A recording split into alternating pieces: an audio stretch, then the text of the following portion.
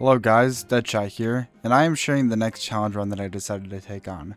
No damage was hard, but was definitely possible, just very difficult every step along the way. But now I'm ready for a new kind of challenge, so today I will be showing my attempt at being Persona 4 Golden without attacking. The rules are simple. 1. No using skills that deal damage, all attacks, pressing the attack button, ally follow-ups, or just about every other source of damage except damage dealing items and repelling damage. These will be required for the run, otherwise it would be impossible without them. 2. For personal sake, if I end up accidentally attacking but don't deal any damage, I don't count it. 3. The challenge cannot start until I defeat Chie due to limited access to items that deal damage and personas that repel damage. And 4, I will complete all the content in order to get the true ending, so spoiler warning ahead, including both endgame bosses that you can skip. We select very easy for our difficulty, and we meet the man who could smell a wildcard user from a mile away. Since Japan has you doing your last name first, not I'm G Attack is my name in this, but it'll make a lot more sense once you read out, whatever. You get the joke, it's funny, I promise. Igor then does a fortune reading on us and figures out that our fate is the moon in the upright position, which means there's an imminent mystery ahead of us. Oh, well, that definitely doesn't have anything to do with the story. We ignore that and we look at Rise. I love Rise. Unfortunately, anime women aren't real, and we enter our very not exciting lives where our parents aren't able to be home, so we gotta go live with our uncle Dojima and our cousin Nanako. We pull up to the gas station and we meet the first person that lies to us about their gender in the series, and we end up feeling a little bit woozy after shaking their hand, so we gotta get home and get some rest stat. I fall asleep and am met with a main character dream, and of course, main character means I have to fight something, but fighting something entails attacking, and the fog wants me to attack it, but I'm not attacking because I'm a Sigma, so I just guard. After refusing to fight it, it puts me back to sleep and I wake up in the real world, or alternatively I'm in the dream world and obviously all Persona 4 Golden just never happened, clearly. While I would love to keep narrating the Persona 4 Golden tutorial, honestly most of you here probably have already played the game, and if you haven't, please go. I mean, I can't really force you to, but you know, obviously it's a spoiler and stuff, so I'm going to be skipping to the Yosuke U infiltration, where you are going after for information relating to Saki. While looking around, we encounter a shadow and start our first battle of the run. Now, unfortunately, this one is just impossible to beat without attacking. I mean, we only have Izanagi with Zio, and it's just 3 shadows, so we have to take them out through normal methods here. We enter the strip mall, and of course, waiting there for us is Yosuke's shadow. Now, sorry to say it again, we are in the exact same predicament where we have nothing to kill him with without attacking. So, yet again, we just do this battle normally. Because we didn't have to beat this boss damage list, I mean, it was a breeze. I obviously took it out fast, and then afterwards, Yosuke has an awakening where he realizes that everything that his shadow said about him is true. He does want Saki to die, but because it gave him a purpose in life and a meaning. I really do like the Persona 4 awakenings, but thanks to him facing himself, he now has a persona, and now we have another party member.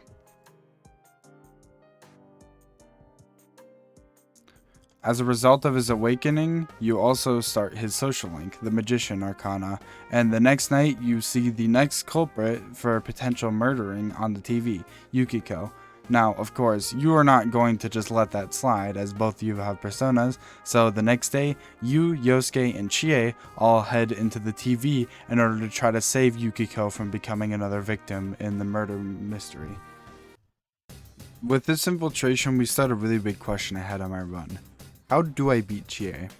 I determined, since you can't get any items up until this point in the game, the only way to beat her without attacking would be get a level 23 Rakusha.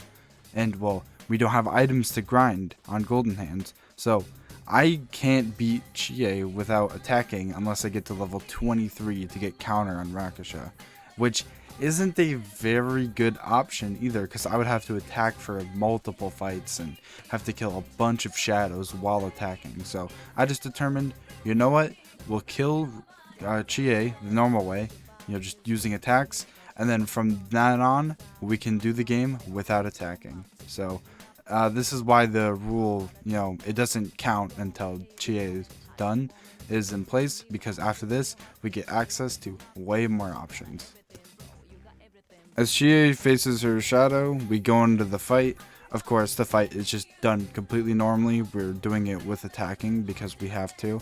So any way you could beat this fight, I did. I just beat it normally. But from this point on, we're going to have an actually interesting challenge run, as I can finally do fights without attacking. On 419, we re-enter the TV world, and we are now ready to save Yukiko with a new revelation: damage dealing items.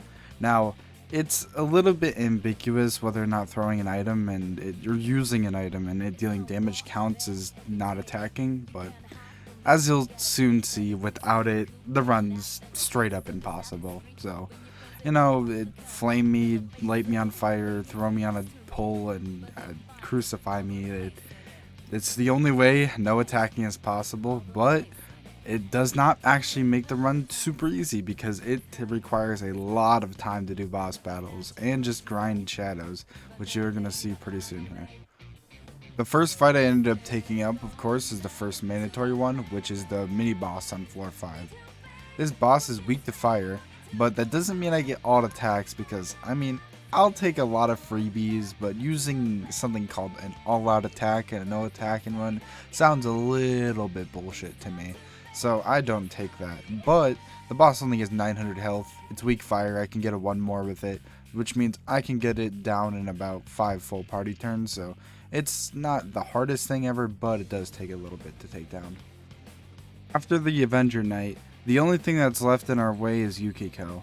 But of course, I do want a little bit more XP for fighting her, although I don't think I'm going to be able to fuse anything specific to help take her down. What I do want to do is just get to a high enough level that I can tank her attacks easily and then just use items, to keep the damage consistent and high.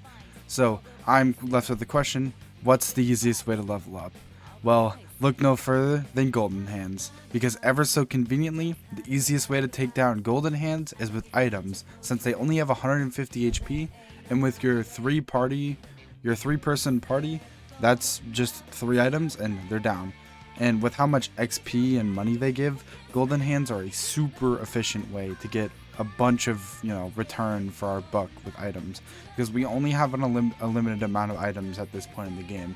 So wasting them on just defeating regular shadows is not efficient at all. But fortunate for us, Golden Hands aren't regular shadows. They give so much rewards. So they will make this run probably possible. It would take a couple, probably 40, 50 hours without them. So thankful for that. After a bit of grinding, we move on to Yukiko's boss fight.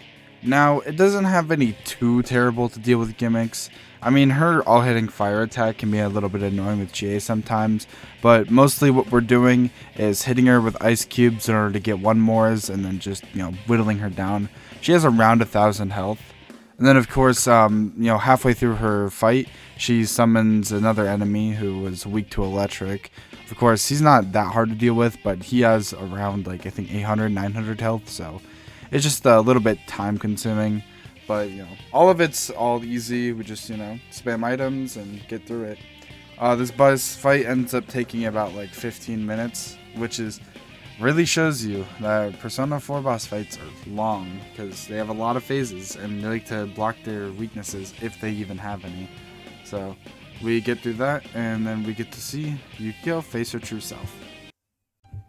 With Yukiko facing her true self, she gains access to her persona Kanohana Sakuya, which means we now have a 4th party member, and on top of that, have successfully thwarted a murder from happening beforehand, which means that we now have a way of counteracting against all of the murders that have been happening in the town so far, which means we now have a new goal, setting forth now as the investigation team.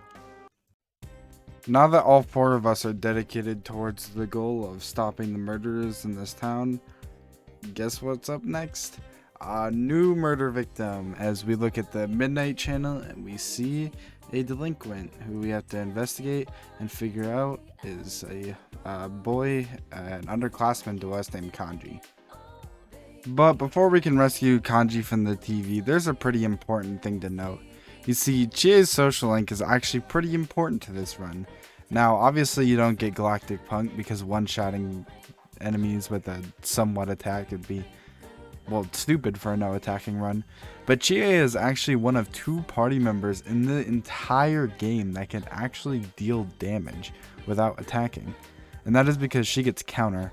So we will be heavily focusing on doing Chie's social link at any free time leading up to Kanji's dungeon. I make sure to stock up with damage dealing items with any of the remaining money I have before entering Kanji's dungeon. Once we are in Kanji's dungeon, we traverse all the floors, making sure to knock out all the golden hands as possible. Yet again, they are still the most efficient way to spend our items to get money and XP. We keep using this method of knocking out golden hands whenever we see them, and then we get to Kanji's boss fight. The mini boss for Kanji is not hard at all. It has around the same amount of boss health as Yukiko, about 1,000, but it spends 3 whole full turns setting up just to deal 1 attack that doesn't even end up killing Yukiko, which means since he spent 3 whole turns setting up, that's 600 damage. Before he can even set up again, I ended up killing him. So, hey, pretty easy boss fight. We were praying for a counter since both Chie and Yunarikami have a counter, but no, 10% chance, didn't happen, doesn't really matter. Now for the boss fight with Kanji, it's actually pretty interesting here. You see, there's 3 enemies. Now, of course, it would be a gigantic waste of time to attempt to actually kill one with just items, but, you know, so we end up having to just leave them there. Which means we spend most of our time just chucking items at Kanji and praying to God for that 10% counter chance. Although I'm pretty sure it only ends up happening once in this entire run, so a little sad, but, you know, we take those. And we just sit there spamming items and spamming Medea on Yukiko because, well, I need healing. There's a lot of enemies we have to deal with. So actually for a lot of the fight, we end up, you know, being weak. And one nice thing we could take advantage in this fight is we can get raged. And rage means that whoever is inflicted with rage will just blindly attack one character.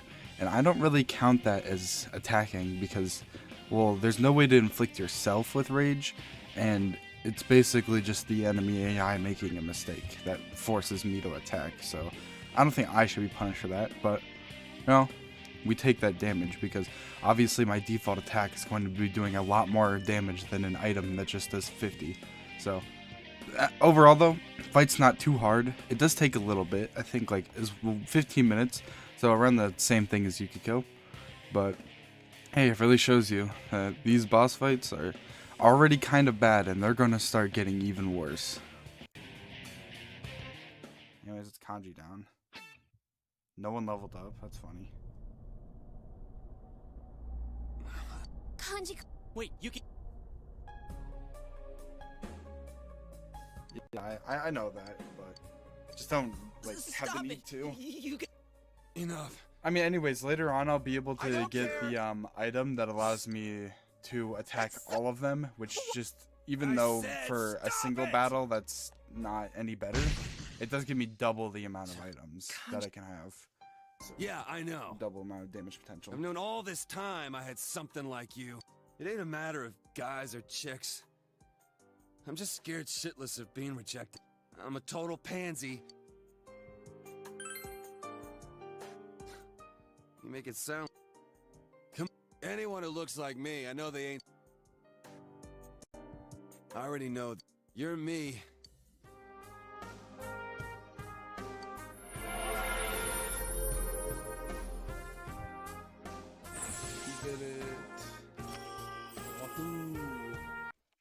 As you can hear from how ecstatic I sounded in this clip, we get Kanji on the investigation team as well as his persona Take Minazuchi. Now, unfortunately, Kanji is the worst party member in this entire run, without a doubt. The only healing skill he gets is Medea. He doesn't have any passives that allow him to do something. He doesn't have repel anything. Well, the only useful thing he can do that nobody else can do is a leg break. And if you do the bike ride, he can use Medea, but yeah. So, but the party doesn't change much from this point on, but hey, the story progresses, and we're about to get a couple of the best party members in the next one. Speaking of the next one, here it comes. And the next victim we're introduced to is Risei Kujikawa. He's a recent transfer student who ends up appearing on the Midnight Channel. And of course, you know what that means, we gotta go save her. We try a new approach by coming up to her and warning her beforehand, but unfortunately it's not enough, and we end up having to enter the TV world and saving her. Starting with Risei's striptease, of course, we go back to grinding for golden hands because we need money and XP, and they're the most efficient way to get them. These golden hands are a little bit special. They only take damage from electric and are null everything else. So, well, make sure you hit them with electric. We can still kill them. We aren't getting to the point where they have too much health that they don't take enough damage before they run away. So, we use this to get a decent amount of XP. And then of course the dungeon boss on floor 7 goes about as usual. It does poison you, get a little bit damage to that, but of course we're not really worried about damage. You just, you know, get to it, throw items at it, and it dies eventually. It's also got around 1,000 health, so continue on the tread of the first 3 dungeons and everything literally having 1,000 health. And next on up is the Risei boss fight. Now, what makes this one so special is the fact that not only do we have to fight one boss, but 2 bosses in a row, as both Risei and Teddy have their own different awakenings in the battle. The Risei fight is very simple.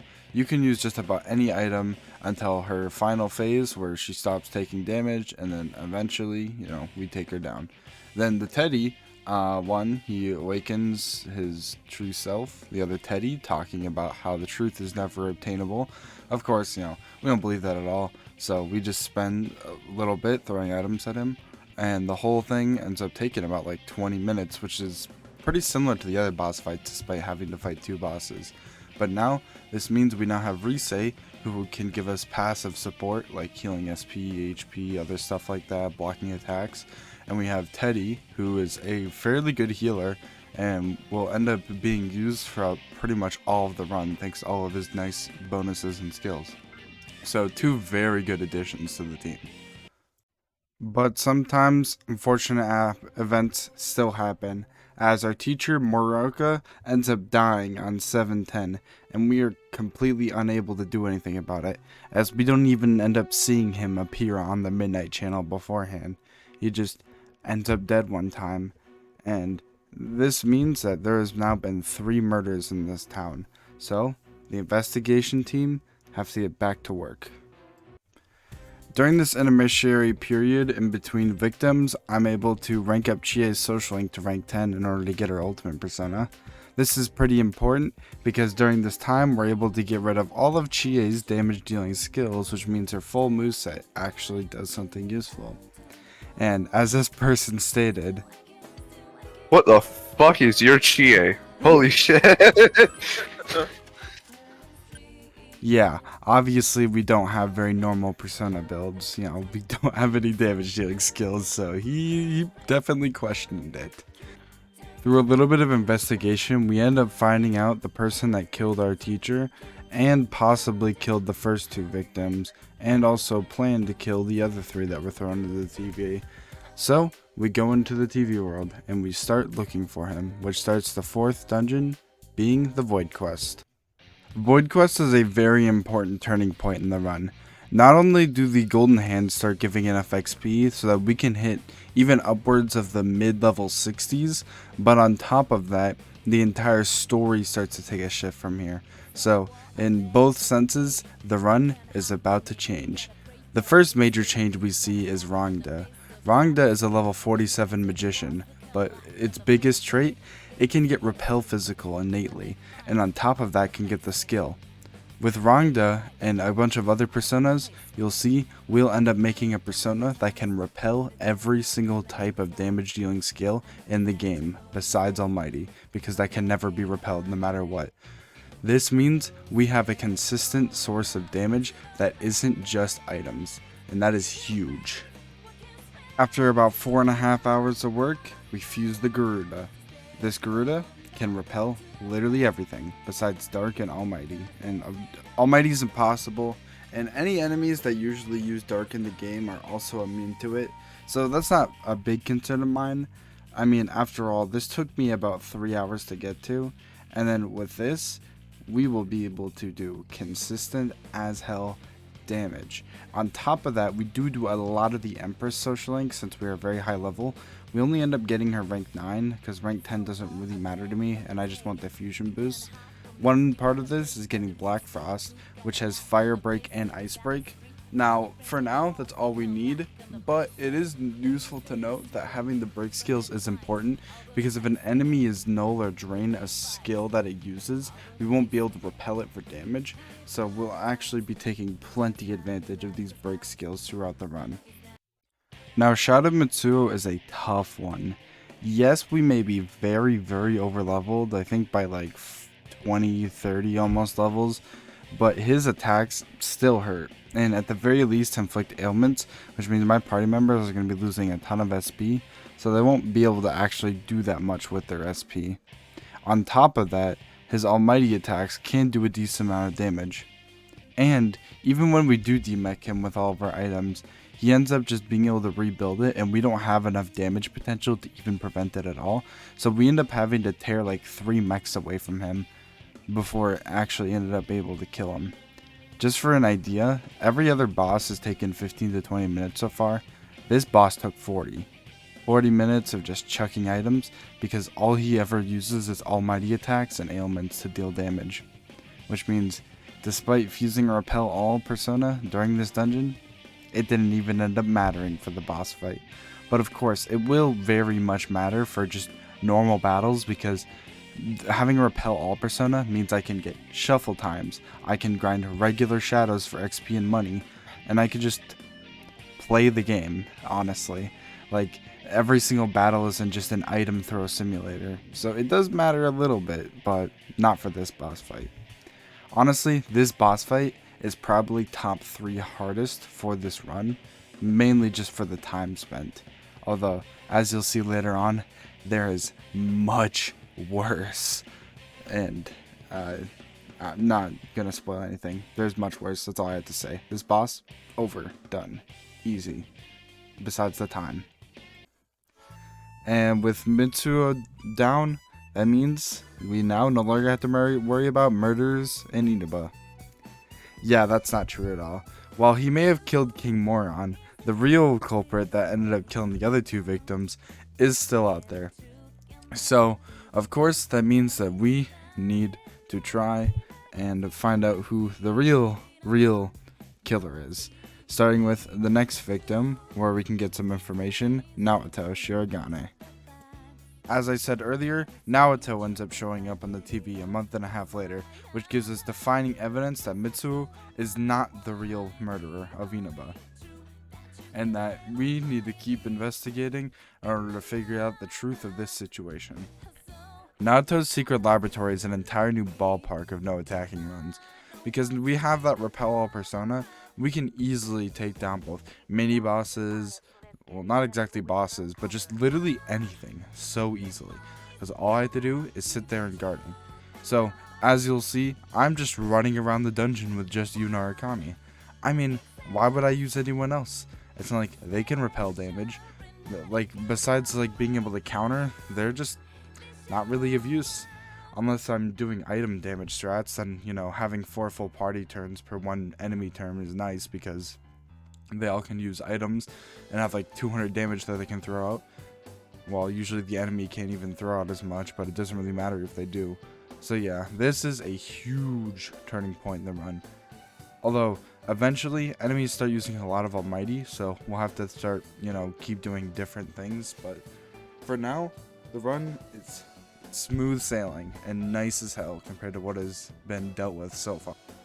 You can start seeing how easy the run has become thanks to my repel all persona, especially with Naoto's boss. You see, it just keeps power charging and using physical attacks, and I just win. So, I mean, hey, I'll take an easy dub. Don't need to use any items, and this is actually the first boss that I'm able to beat with sole Yu Narukami.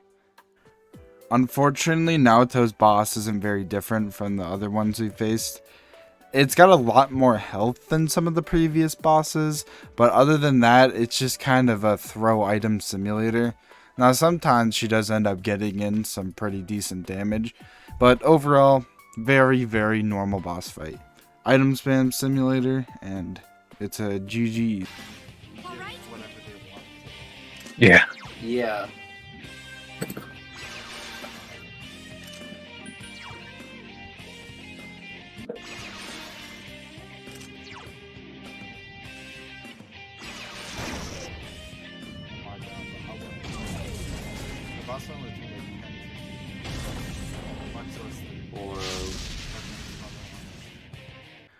We end up receiving a warning letter telling us not to rescue anyone from the killer, and we also get to witness some of his schizophrenic ramblings in a cutscene.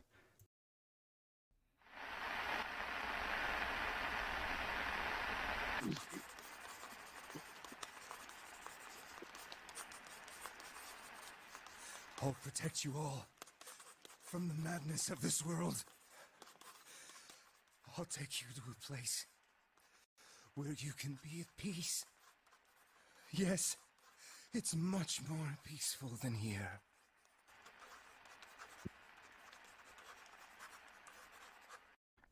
We talk about it with the group, but unfortunately there isn't very much we can do until we get a little bit more information. So we end up just having to wait and check every single rainy night for a brand new victim. And of course the time comes all too fast, as we end up seeing a little girl on the Midnight Channel on 11-4. And you know what that means? That's another potential victim. After talking about who appeared on the Midnight Channel, we get another message from the killer. But this one, Dojima gets hands of. And of course, getting a direct message from the killer, he knows we have some extra involvement and takes us into the police custody in order to ask us some questions about what we've been doing and what is our involvement within the murder cases. Midway through the interrogation, Dojima ends up getting called out because Nanako has been kidnapped. He of course immediately runs off to try to go find her, and the investigation team steps in. We then deduce that the only place that someone could hide a TV big enough to throw people in would be something like a truck. We then go into the town looking for the truck and see Dojima crashed into a building nearby, as well as both Nanako and the kidnappee missing. We read his diary to figure out that the kidnapper has not been Namatame, and of course, this starts the Heaven Dungeon. And now that we have all the party members, it's probably pretty important to mention where all of them place. Naoto is by far the most important party member, being the only one that has a consistent method of repelling damage via Makara-Karn and Tetra-Karn.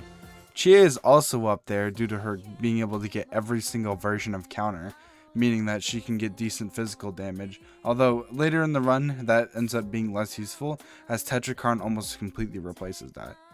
And then of course there is both Yukiko and Teddy, who are both decent healers with nice support skills, as well as just other miss skills that make them good as well.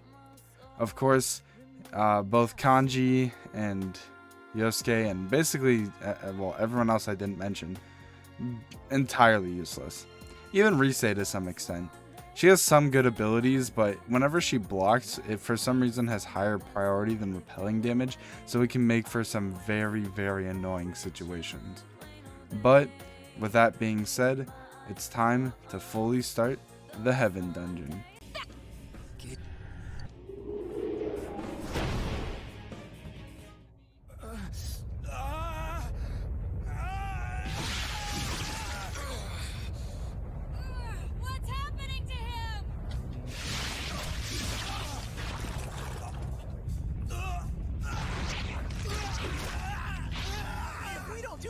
This could be bad! His powers are attracting more and more shadows to him! Teddy! You guys got any suggestions? Look at him! He's merging with the shadows!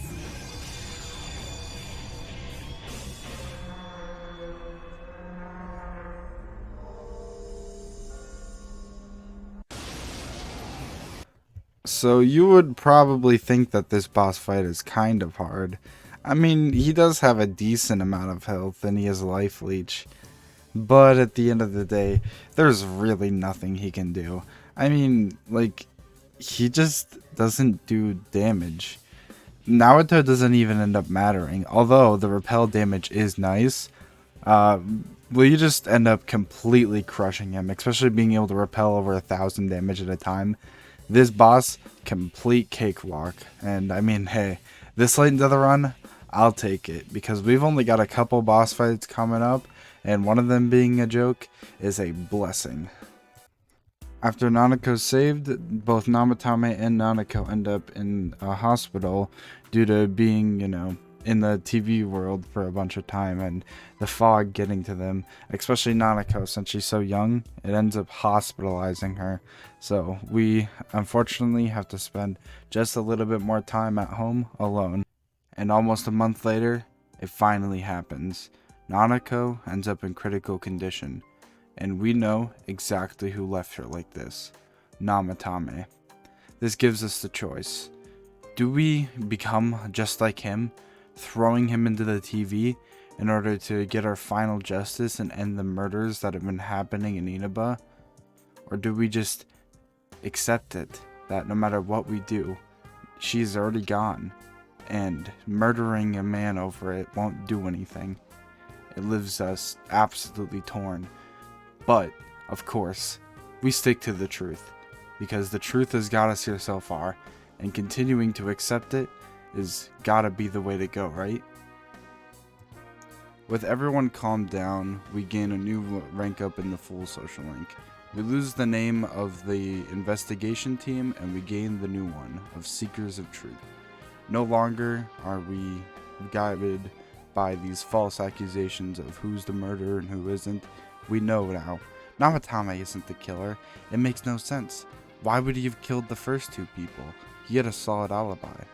So, after coming to realization of this, we can now continue forth to try to find the real killer. Naruto and I retraced through our entire memories of the entire investigation thus far. And we come up with culprits one after another. I said Nanako as a joke because it was funny, but realistically, there's only one person who could have done it. Toru Adachi. You see, he's a police officer. He has access to people. He seems like just a nice, fun-witted guy. Now, of course, it's not set in stone in this immediate moment, but we are now set forward with our path, and we now wish to question him. We go up to Adachi and start to question him. He throws up the mask of being just a detective agent and that you should stop meddling in police business. Of course, we're not going to let that stop us. We press him, and then he slips. He says, "Of course I couldn't have thrown them into the TV." And that stops everyone in their tracks. Throwing them into the TV? How would he have known that? Nobody knew about that. And with that, Adachi's mask breaks. He is 100% the killer that has been residing in Inaba for all of these months. Adachi then proceeds to jump into the TV, but that also means that he's just cornered himself. Now, all that lies left to beat Adachi and the true culprit of Inaba is to seek him out within the TV world. Alright, back to the gameplay. Now, of course, the story of this part is very amazing, and I'm sorry if my video was the first way you experienced it, but I just felt like if someone was going to watch up to this point, they at least deserve to somewhat know what the story is like. Anyways, aside from that, this dungeon is very, very tedious because there are shadows everywhere and the floors are gigantic, but eventually we end up making it to the mini-boss. And this mini-boss is a tough one. It only has Megi Dolan, Tentrifu, and High Counter, and 3,333 health, which means this boss is actually going to end up taking longer than Yukiko, which is kind of crazy. But yeah, no matter how late you get into the run, there's nothing you can do about a boss that only uses almighty attacks. So we just have to sit there and spam items, and we eventually take it down.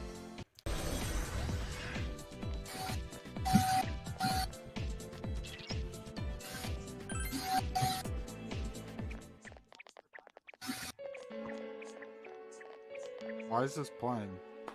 Wow, I'm surprised.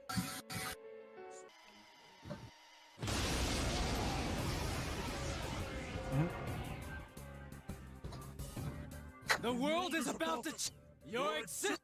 I thought I could just leave you be, but you're like a. Let's do. I can't believe he's the one. That bastard! We can't lose, no matter what. I wish that was a little bit better done in the cinematics, but my friend started vacuuming, so I lost a lot of that clip. Anyways, this boss fight is long as hell, and it really is evident. Now, the Adachi fight itself isn't too long. I mean, he's very simple. He just kind of clicks almighty, which is very regular for bosses, so we repel whatever we can, because he does have some elemental attacks, as well as just spamming items, and we deal with him just like any other normal boss. Of course, what really makes the fight resource intensive is Amano Sagiri. Her attacks hit like trucks, and I have to spam healing skills, as well as try to get up Makara kinds very often on Naruto. And because I brought Chie instead of Yukiko, I do not have much SP for Teddy to heal. Eventually, I realize the only way I'm going to beat this fight is if I use my only Soma. Which is unfortunate, but we'll soon see that there are other methods that are basically just as good as Soma, but unfortunately rely on a bit of RNG. Of course, you'll see that with Teddy's Third Awakening, which actually isn't that bad of a skill, but it's a little RNG dependent, obviously. But anyways, obviously we don't have that yet, but as you'll see soon, we'll take down Amano Sagiri, although this fight ends up taking like an hour in total, which is... yeah, these boss fights are starting to get quite long, although I won't have to end up grinding for them yet. Yet again, more on that later. With Amano Sagiri defeated, the fog of Inaba lifts, but unfortunately it goes to someone else. You see, Amano Sagiri is not the only person who is influencing the fog in Inaba, so was Mari. And we find her in a random cabin in a TV, and we need to go into that TV in order to save her. Stop her from trying to end her own life in order to prevent the fog and Inaba eternally. And with that, we start the Hollow Forest. Now this dungeon is very interesting because every single turn you end up losing half of your SP. And on top of that, you don't get to carry over any of the items you have from previous dungeons, which means we don't get to have any damage dealing items unless we get them inside the dungeon. Now thankfully, there is a method for getting them, but as you're about to see, it takes forever, which we'll see starting with the first mini-boss. And almost immediately we see this have a gigantic repercussion on our run. Remember, I don't get to have any of my items from outside of the dungeon. So, in order to beat a singular floor boss, which has 0 skills which it can repel and kill itself with, you know what that means I have to do? Grind for 5 hours. It takes me 5 hours to beat a random singular floor boss because I have to grind up enough items to be able to do 4,000 damage to it. And guess what? Risei's social link fucks me over huge here. Where I would normally just repel and one-shot the enemy every single time, for some reason, no matter what I tried to do, and at the end of the day, she would always block the first attack it hit me with. And guess what? The enemies that also give these damage-dealing items love to run away. They just kept running away over and over again, which probably extended my grinding by a couple hours, which is so crazy to think about. If I hadn't done Risei's social link for a single rank, the run would have actually been easier, and that is crazy. Anyways, after 5 whole hours, we finally defeat this random mini boss. But somehow, it gets worse. You see, the first phase of Mari only uses almighty attacks and has 5,000 health, which means not only do I have to do all of that grinding I did for like 5 hours again, but I have to do even more just to get through one phase. Of course, fortunately, the next one has skills we can repel, otherwise we would need to grind for another 7,500 damage dealing items. This dungeon was torture. It took 10 hours of this 40-hour run. Think about it. I beat the game in 40 hours, and 10 of those was this single dungeon. One, like, what, there's 9 dungeons in the game? One of them took 10 of the hours? That is crazy. But anyways, after long, torturous grinding, Mari's dungeon is finally over. And now that Mari's inner self has been defeated, she's finally lifted of the curse. No longer is Mari a walking time bomb. No longer is Mari's soul controlled by the fog. She is now able to step forward as her own person. I would be a little bit more emotional if it wasn't torture. Yeah, I mean, I obviously didn't show very much of it, but hey, there's 10-hour stream on my live section of this YouTube channel if you really like watching a man lose his sanity. But anyways, it's over. And now, there is nothing that can stop us from completing this run, as all we have left is one single boss. But I have just realized something. While in the middle of editing this, I looked at my stream. It ended in the middle of the boss fight.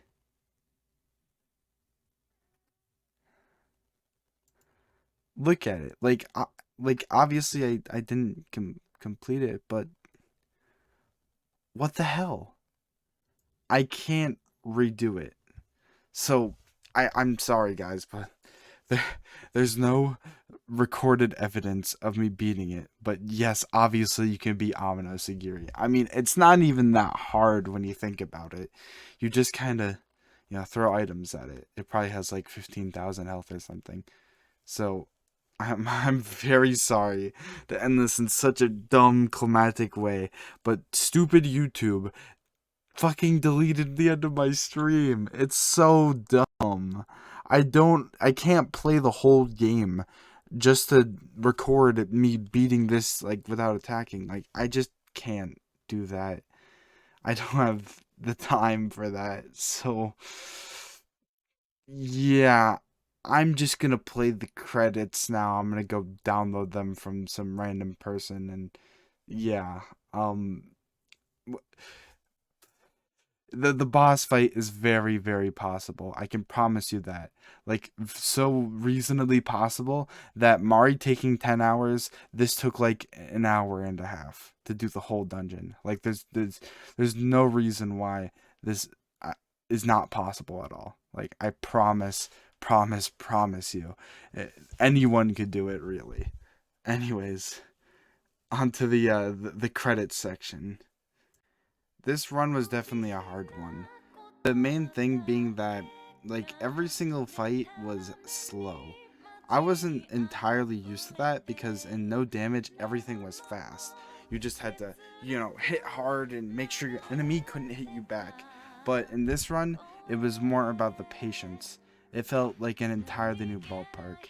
And with that, I feel like I'm ready for an entirely new challenge, which has already been streamed. So if you want to, like, check it out, of course, I'm going to make a YouTube video on it.